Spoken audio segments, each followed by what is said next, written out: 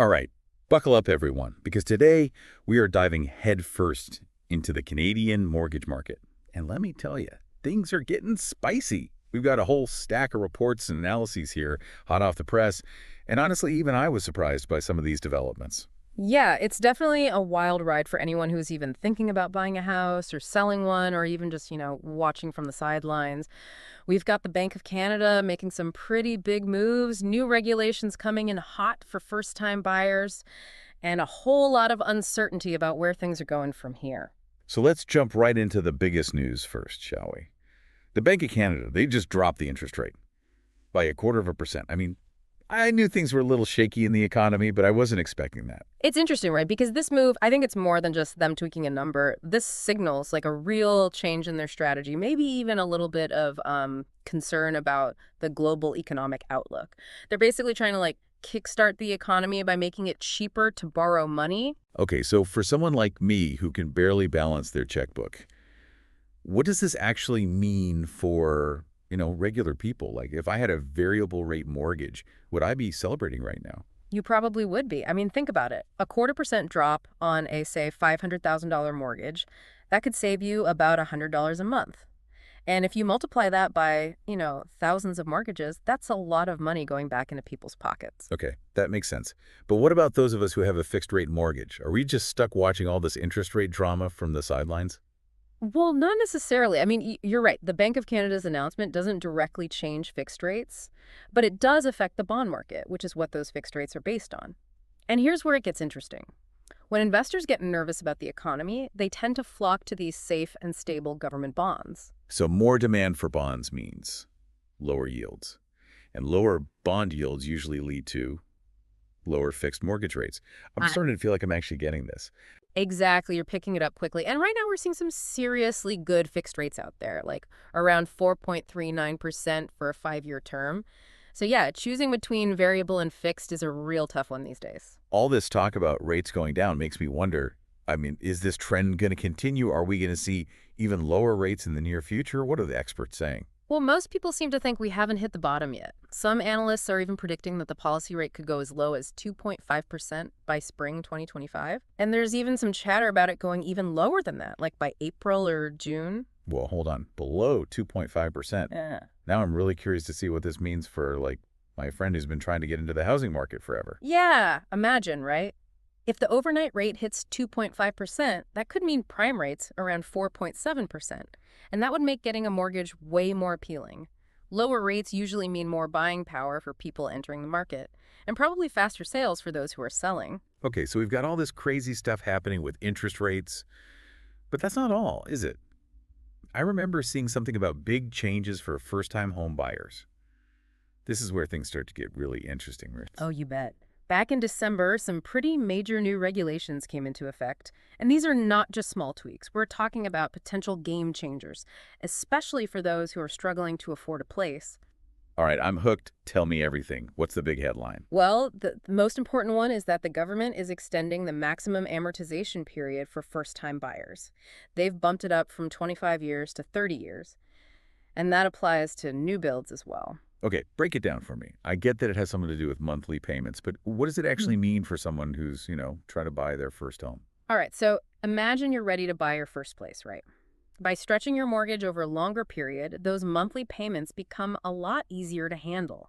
And that's huge for affordability, especially for people who are already stretching their budget to get into the market. So it's kind of like choosing between a sprint and a marathon, right? You're spreading out the payments, making them smaller each month. But I'm guessing there's a trade-off here somewhere. Doesn't this also mean you end up paying more in interest over the long run?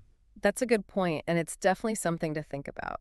A longer amortization gives you more breathing room each month, for sure, but it does mean you'll be paying more interest over the life of the loan.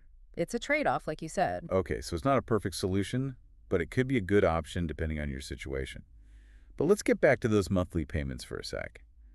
How much of a difference are we actually talking about here? Give me some real numbers so I can understand. Okay, let's say you're taking out a $400,000 mortgage at a 4% interest rate. With a 25-year amortization, your monthly payment would be around $2,150. But if you choose a 30-year amortization, that payment goes down to about $910. Wow, that's over $200 less per month.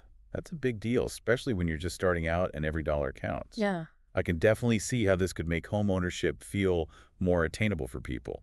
exactly. Okay, they're really going all out here. But wait, there's more, right? Weren't there some other changes coming this month, specifically about down payments? You got it. Starting January 15th, there's a whole new set of rules, and these could have a big impact, especially for people looking at those pricier homes. So one of the biggest changes is that they're expanding mortgage default insurance to homes up to $1.5 million, which is a pretty big deal, because it basically means buyers can now get into those higher-priced homes with a smaller down payment. Okay, I'm listening. Tell me more. What's the actual difference in down payment? Like under the old rules versus the new ones. Give me an example. I need to see the numbers. Okay, let's say you're looking at a house that's, I don't know, $1.2 million.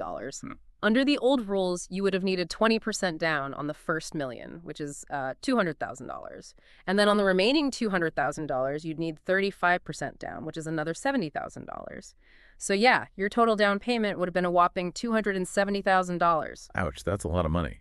I could see why that would be a deal breaker for a lot of people. For sure. But now, with the new rules, things look a lot different. Now you only need 5% down on the first $500,000, which is only $25,000. And then on the rest, up to that $1.5 million cap, you only need 10%. So for that same $1.2 million house, your down payment is now only $95,000. Wow, that's a difference of, wait, like $175,000. It's like they've opened up a whole new level of the housing market for people who couldn't afford it before. Absolutely, it's a game changer. Oh, and there's one more update that's worth mentioning, especially for homeowners who have some equity built up. Starting January 15th, you can now refinance up to 90% of your home's value if you're using that money to build a rental suite. Now, this is something I'm personally interested in. I've been thinking about adding a rental suite to my place. But the financing always seemed kind of, I don't know, complicated. So you're saying the old limit was 80% and now it's 90%. Exactly, and that extra 10% can make a huge difference. It might be just what I need to finally do it. It could be. It definitely opens up a lot more options for homeowners who are thinking about adding a rental suite. They can access more of their equity to finance the project, which could make it a lot more feasible. Plus, the maximum loan you can get for this is now $2 million over a 30-year amortization. So basically, we're seeing these big changes for first-time buyers.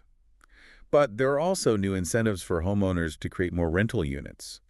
It seems like they're really trying to increase the housing supply and tackle affordability from all sides. Yeah, it's a multi-pronged approach. It's a complicated issue for sure, but these changes are definitely a step in the right direction.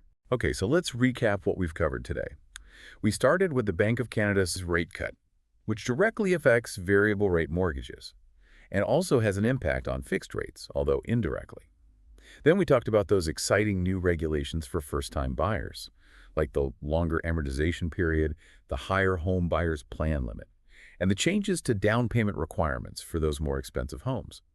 And then, to top it all off, we learned about this new refinance option for people who want to build rental suites.